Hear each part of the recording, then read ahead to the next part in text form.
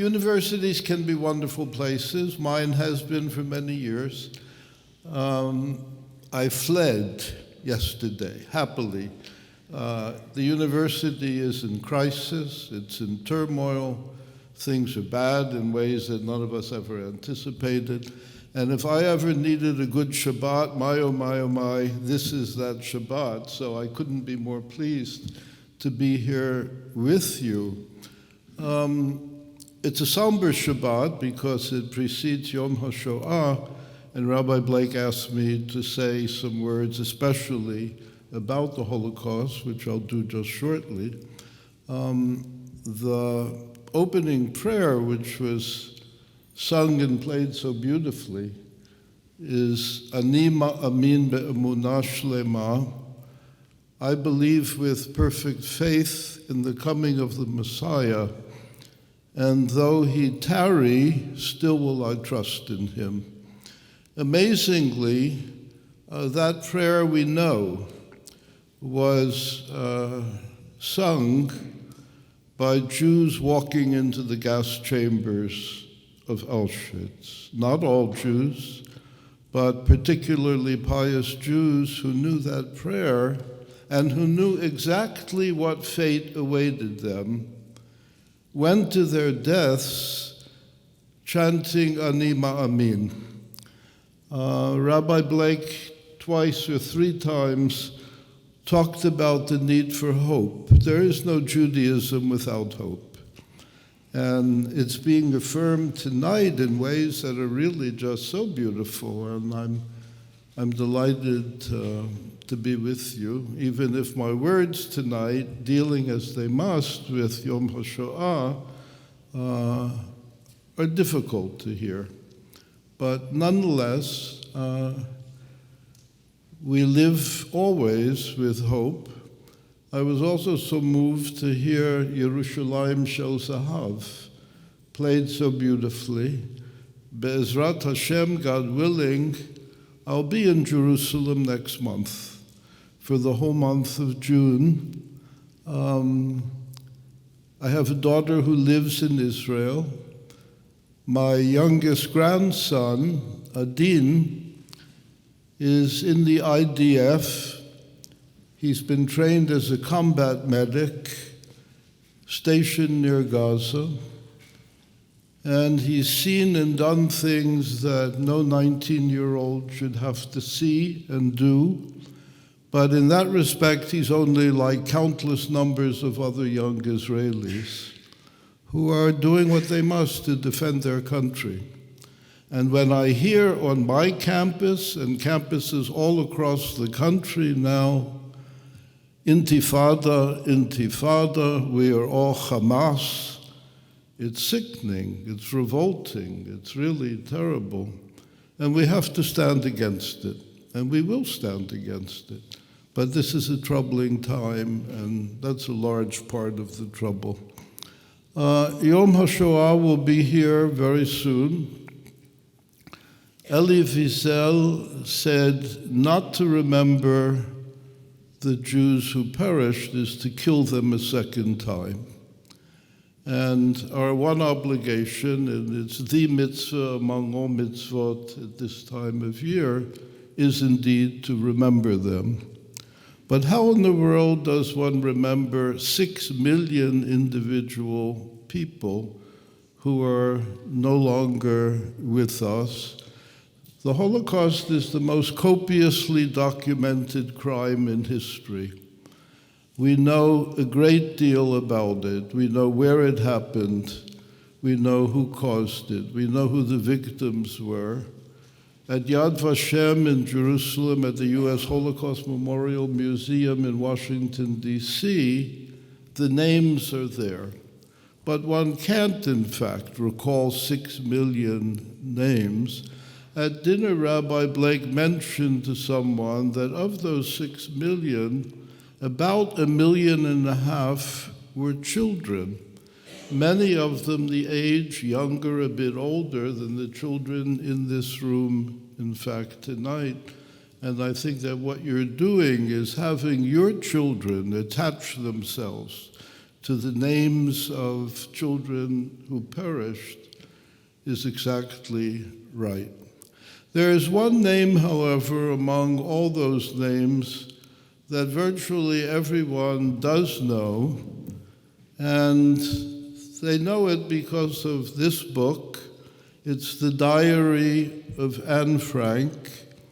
It's often the first book that young people in particular read, and in doing so, they come to know about her. But not only young people, lots of people know and cherish this book.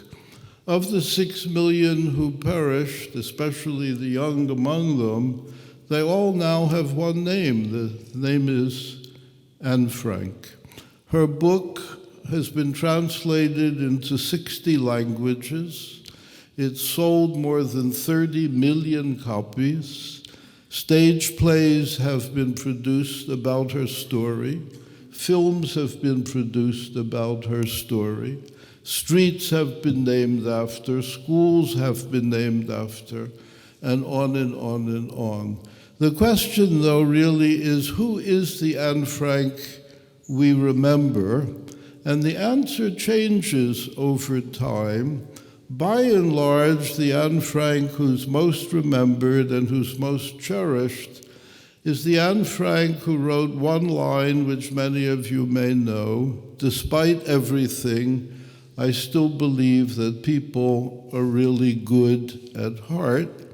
The line comes right out of the diary, but it's only one line in a diary of a few hundred pages.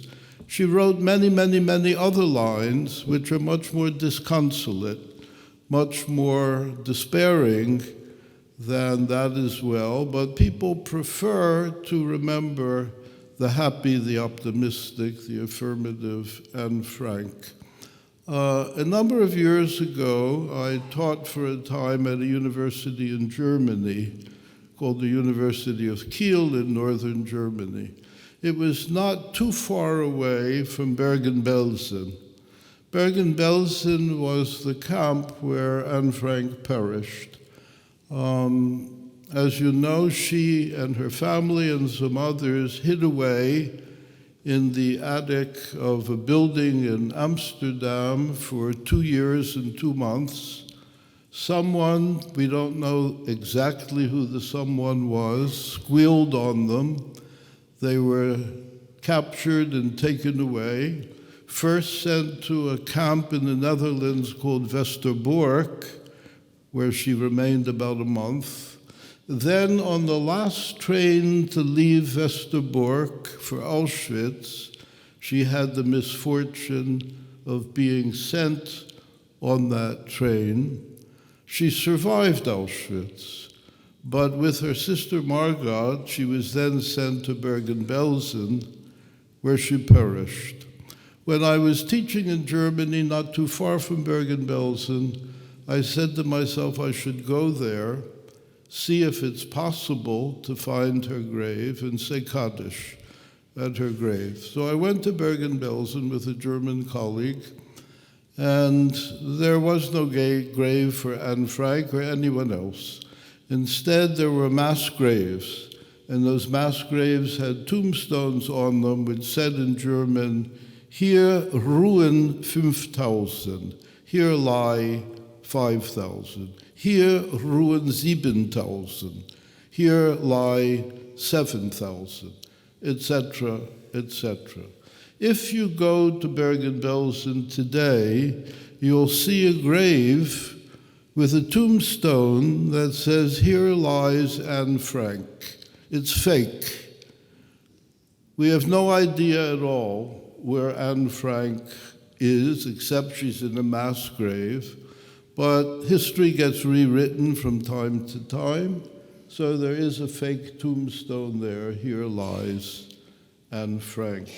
I want to tell you just a bit about the real Anne Frank. The real Anne Frank was a girl who never lived past the age of 15.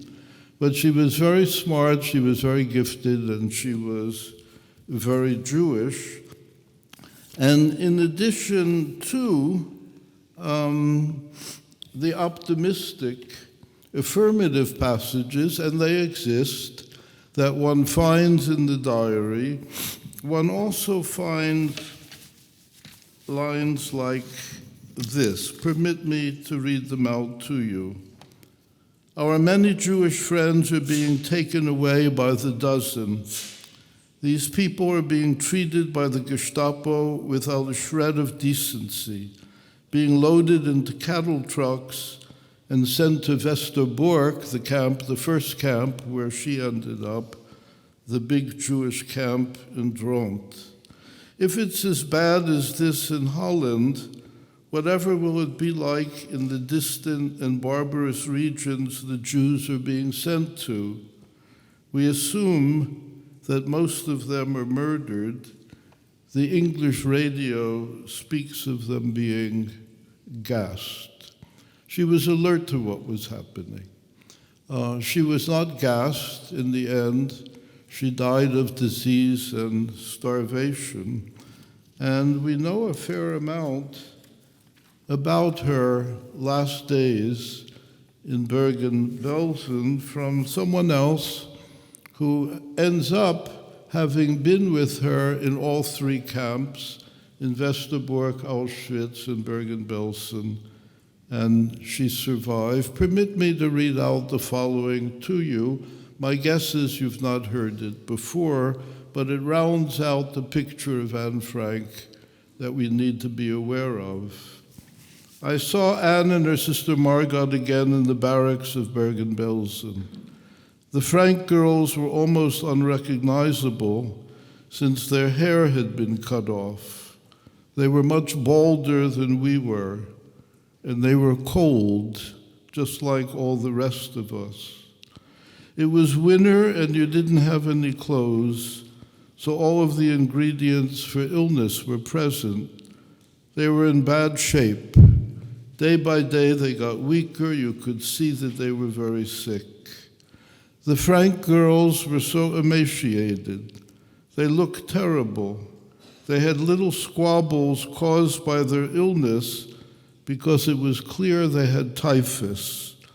They had those hollowed out faces, skin over bone. They were terribly cold. They ended up having the least desirable places in the barracks, below near the door, which was constantly opened and closed. You heard them constantly screaming, close the door, and the voices became weaker every day. And it goes on that way, and then describes, in fact, the deaths of both Anne Frank and Margot. You'll learn nothing about that Anne Frank in the theater version of the Diary of Anne Frank. You'll learn nothing about that Anne Frank in the films about Anne Frank and the like. You'll learn about the young girl, high-spirited, very intelligent, at times hopeful, saying, in spite of everything, I still believe that people are good at heart. Was that part of her? Yes, but only part of her. I want to end, however, by reading one more part of her, which in some ways goes deepest into her soul as a young Jew. Keep in mind, she was only 15 years old, but very thoughtful, very sensitive, very smart, and very devoted to the Jewish people. I close with these words, hers. We have been pointedly reminded that we are in hiding, that we are Jews in chains, chained to one spot without any rights, but with 1,000 duties. We Jews mustn't show our feelings. We must be brave and strong. We must accept all inconveniences and not grumble. Who has inflicted this upon us? Who has made us Jews different from all other people? Who has allowed us to suffer so terribly up till now? It is God that has made us as we are, but it will be God too who will raise us up again. If we bear all this suffering, and if there are still Jews left when it's over, then Jews, instead of being doomed, will be held up as an example. Who knows, it might even be our religion from which the world and all peoples learn good, and for that reason and that reason only are we suffering now. We can never become just Netherlanders or just English or representative of any entity for that matter. We will always remain Jews, and we want to remain Jews. And that's the message of hope that, in fact, we need to hold on to as well. She was not fortunate to live very long at all, but the words she left us are priceless and speak to us as well. We're Americans, fortunately so, and we're Jews more than fortunately so. And our commitment to a good America and to the lifelong value of our people is as inspiring a story as ever any told. And that's what we want to hold on to, as well as remembering the victims during this special Shabbat. Thank you for allowing me to be with you.